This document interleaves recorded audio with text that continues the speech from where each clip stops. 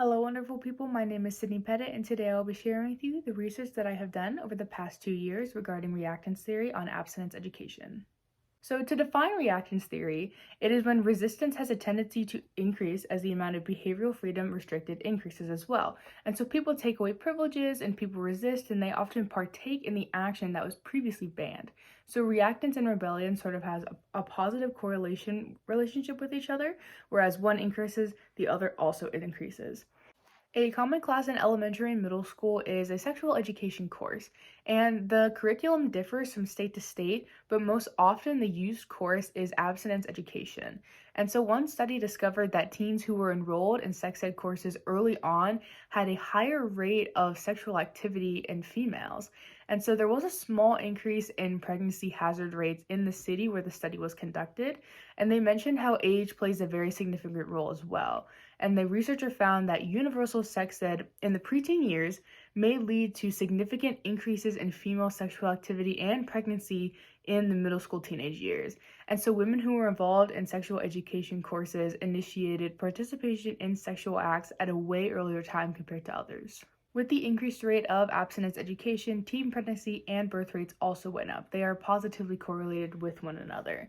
And so looking at the states that have different education systems, there are ones that teach comprehensive sex education and or HIV education. And they cover abstinence along with teaching about comprehension and using contraception and condom use. And so these are the places that actually had the lowest teen pregnancy rates, whereas states that reinforce the idea of abstinence were less successful in preventing teen pregnancies.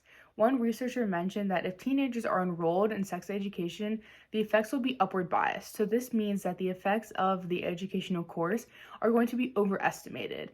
And so the programs that are implemented in order to combat the excessive sexual activity, these results will be upward biased. And so they'll believe that the effect is much higher than what it actually is.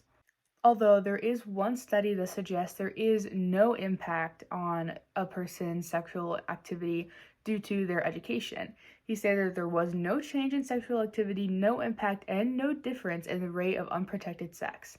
The only change was an increase of knowledge about STDs and the effectiveness of condoms and birth control. Looking at the research that I've accumulated over the last 2 years, I think that it really suggests that there is a flaw in the current sexual education system and the classes and the curriculum, because there is still a very high rate of teen pregnancy, especially in areas that are encouraging abstinence education and an abstinent life.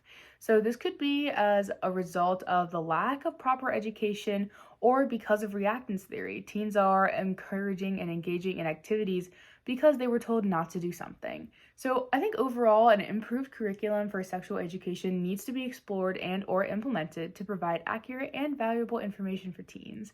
And thank you for your time, and feel free to watch my other two videos on reactance theory concerning alcohol and drug use. Have a lovely day.